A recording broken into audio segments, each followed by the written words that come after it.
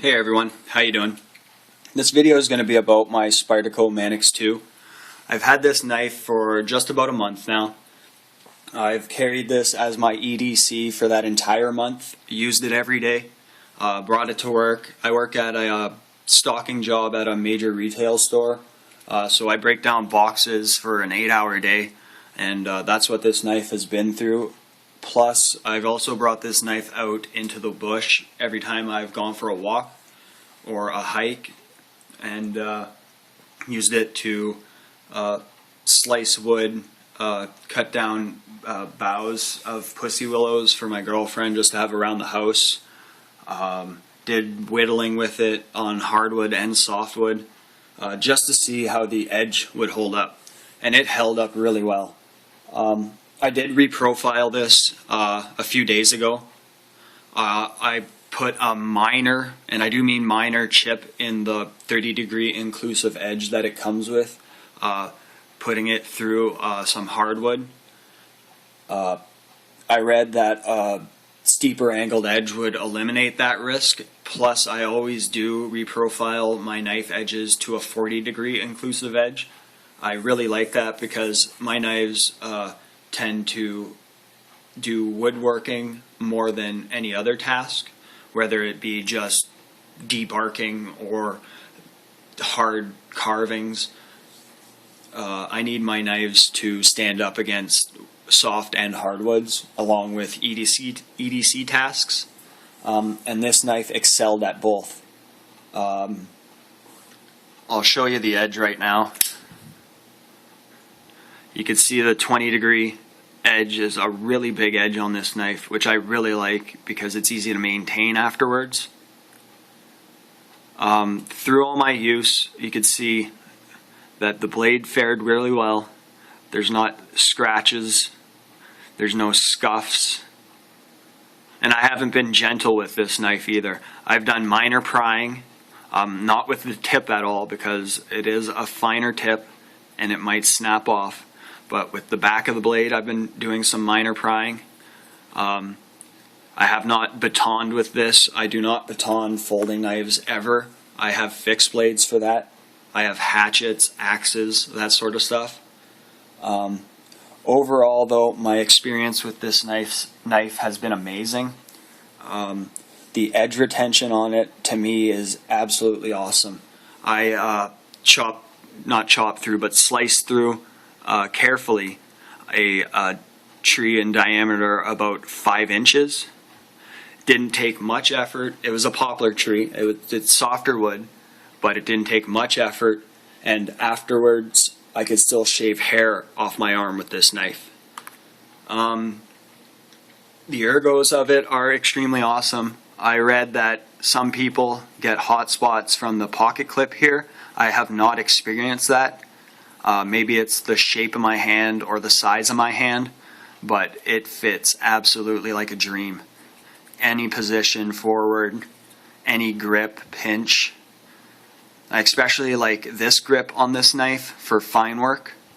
If you're like scoring bark, birch bark to get it off the tree, or even if you're doing fine work with paper and you wanted to score a piece of paper or open packages, that grip allows so much dexterity with this knife, where other knives it's almost impossible. But you can see the way the butt of the knife fits up against your palm, your thumb and your middle finger fit right on the ball lock. And that brings me to the next point. When I first did the review of this, or the unboxing of this, I found the ball lock stiffer than I thought. Still not as stiff as some people have claimed it to be, but it did break in really nicely.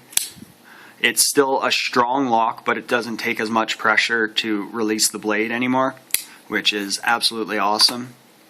The first day or two while playing with this, my fingers did get a little bit sore, and it's just from wearing on the skin. Your fingers develop calluses, and the knife lock loosens up a little bit. It won't loosen up to the point where you could do it with one hand easily, but that's just the design of this knife. I was so impressed with this through my 1 month experience of using this that I ordered another one. Exact same model, exact same year, everything. I have not reprofiled the edge on this one. I'll do that when the time comes that I'm going to use it. For now, this is just sitting in my collection. I may get custom scales made or buy custom scales for this, or I may just get slabs of G10 and try making my own. I don't see it too hard to make scales for this. They're flat, and there's not that many screw holes to pre-drill and all that, so I don't see me running into any troubles if I try to make scales for these. I'm pretty proficient in woodworking, so that's where I get my confidence from that, and I see actual G10 selling for not that expensive. So I might try that with my other one, but if you watch my previous video on this knife, you'll know that this is my first knife at the $100 mark. My previous knives were $80 or less, $70 or less, with 8CR 13 MOV steel usually, AUS 8 steel sometimes, and the way this knife compares to it, it doesn't. I mean, this complete package of a knife is absolutely ideal for me. So for someone who literally, for me, just buying my first, what I consider expensive knife, and then going out literally 28 days later and buying the exact same one again, that should give you some indication on the quality of this knife. I would suggest anyone who's not experienced any Spyderco to maybe pick up this one or the Tenacious, but I do highly, highly recommend this knife. It is a hard use knife. As long as I see it lasting forever, as long as you don't baton with it or hack with it. As long as you don't do those two things, which folding knives were never designed for, you'll never run into problems with this. I am absolutely excited to carry this in my pocket every day, and I will continue to carry this in my pocket every day. So maybe I'll do another review 30 days from now and keep up this review of this one Spyderco Manix and see how it handles over a 30-day period each time. So thanks for watching. I appreciate everybody who watches, and subscribe and comment below. Thank you very much.